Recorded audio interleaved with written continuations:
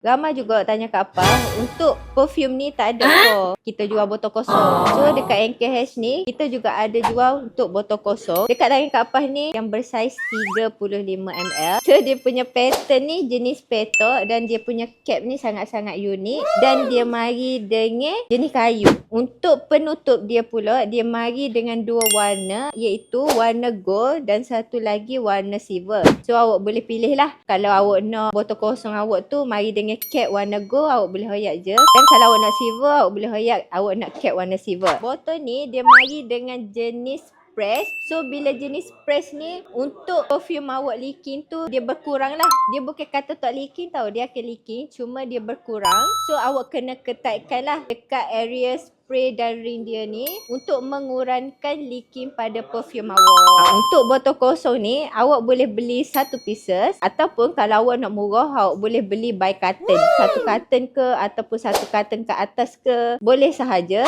Untuk harga, kalau awak ambil satu pieces awak akan dapat dengan harga RM3.40 sahaja.